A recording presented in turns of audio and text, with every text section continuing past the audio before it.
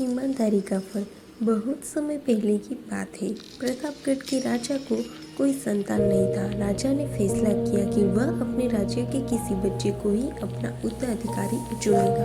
इसी इरादे से एक दिन सभी बच्चों को बुलाया गया। राजा ने घोषणा की वह अपना मौजूद बच्चों में से ही किसी को अपना उत्तराधिकारी चुनेगा। उसके बाद उसने सभी बच्चों के बीच एक छोटी सी थैली बंटवा दी और बोला, प्यारे बच्चों, आप सभी को जो थैली दी गई उसमें अलग अलग पौधों के बीज हैं। हर बच्चे को सिर्फ एक ही बीज दिया गया है। आपको इसे अपने घर ले जाकर एक गमले में लगाना है। 6 महीने बाद हम फिर यहाँ इकट्ठा होंगे और उस समय मैं फैसला करूँगा कि मेरे बाद प्रतापगढ़ का अगला शासक कौन होगा। ये कहानी भी पढ़े एक चुटकी ईमानदारी। उन्हीं लड़कों में ध्रुव नाम का भी एक लड़का था। बाकी बच्चों की तरह वह भी बीज लेकर खुशी खुशी अपने घर वापस पहुंच गया। माँ की मदद से उसने एक गमला चुना और उसमें और अच्छे से उसकी देखभाल करता। दिन बीतने लगे, पर हफ्ते 2 हफ्ते बाद भी ध्रुव के गमले में पौधे का कोई नामो निशान नहीं था। वही अब आसपास के कुछ बच्चों के गमलों में उपज दिखने लगी थी। ध्रुव ने सोचा कि हो सकता है उसका बीज कुछ अलग हो और कुछ दिनों बाद उसमें से कुछ निकले, और ऐसा सोचकर वह पूरी लगन से गमले की देखभाल करता रहा। पर 3 महीने बीत जाने पर भी उसका गमला खाली था। वही दूसरी ओर बाकी बच्चों के गमलों में अच्छे खासे पौधे गए थे। कुछ में तो फल फूल भी दिखाई देने लगे थे।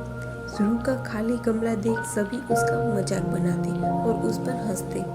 यहाँ तक कि कुछ बड़े बुजुर्ग भी उसे बेकार मेहनत करने से मना करते, पर बावजूद इसके ध्रुव ने हार नहीं मानी और लगातार गमले की देखभाल करता रहा। देखते देखते 6 महीने भी बीत गए और राजा के सामने अपना गमला ले जाने का दिन आ गया। ध्रुव चिंतित था क्योंकि अभी भी उसे गमले में कुछ नहीं निकला था। वह मन ही मन सोचने लगा, अगर मैं ऐसे ही राजा के सामने चला गया तो सब लोग मुझ पर कितना हंसेंगे, और कहीं राजा भी मुझसे नाराज हो गया और सजा दे दी तो किसी को यकीन नहीं होगा कि मैं बीच में रोज पानी डालता था। सब मुझे कितना आलसी समझेंगे। माँ ध्रुव की परेशानी समझ रही थी। उसने ध्रुव की आंखों में आंखें डालकर कहा, नतीजा जो कुछ भी हो, तुम्हें राजा को उसका दिया हुआ बीज लौटाना चाहिए। तय दिन सभी बच्चे राजमहल के मैदान में इकट्ठा हो गए। वहाँ एक से बढ़कर एक पौधों का अंबार लगा था।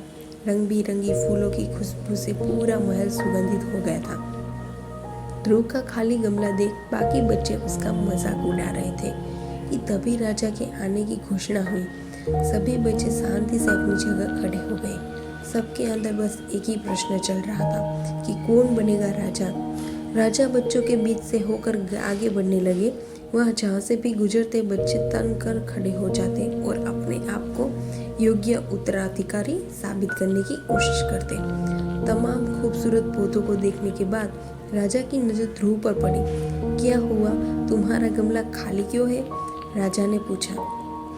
जी, मैं रोज इसमें पानी डालता था, धूप दिखाता था। 6 महीने तक मैंने इसकी पूरी देखभाल की, पर फिर भी इसमें पौधा नहीं निकला। ध्रुव कुछ हिचकिचाहट के साथ बोला। राजा बाकी गमलों को देखने के लिए आगे बढ़ गया और जब सभी गमले देखने के बाद उसने बच्चों को संबोधित किया, आप लोगों ने खुद को साबित करने के लिए कड़ी कड़ी मेहनत की। ज्यादातर लोग किसी भी कीमत पर राजा बनना चाहते हैं, लेकिन एक लड़का है जो यहाँ खाली हाथ ही चला आया। ध्रुव, तुम यहाँ मेरे पास आओ। सबके सामने इसी तरह बुलाया जाना।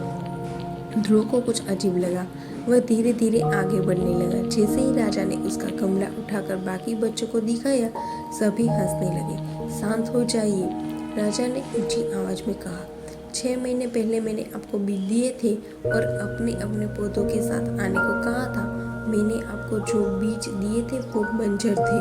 आप चाहे उसकी जितनी भी देखभाल करते, उसमें से कुछ नहीं निकलता। लेकिन अफसोस है कि आप सबके बीच में बस एक ध्रुव ही है जो खाली हाथ यहाँ उपस्थित हुआ है। आप सबको उससे सीखना चाहिए। पहले तो उसने ईमानदारी दिखाई और लोगों की तरफ बीज में से कुछ ना निकले पर दूसरा बीज नहीं लगाया, और उसके बाद खाली गमले के साथ यहाँ आने का साहस दिखाया, ये जानते हुए भी कि लोग उस पर कितना हंसेंगे, उसे कितना अपमानित होना पड़ेगा। मैं घोषणा करता हूँ कि ध्रुव की प्रतापगढ़ का अगला राजा होगा। यही उसकी ईमानदारी का फल है। हिंदी कहानी दिशावेश को लाइक करें, शेयर करें और सब्सक्राइब करना ना भूलें।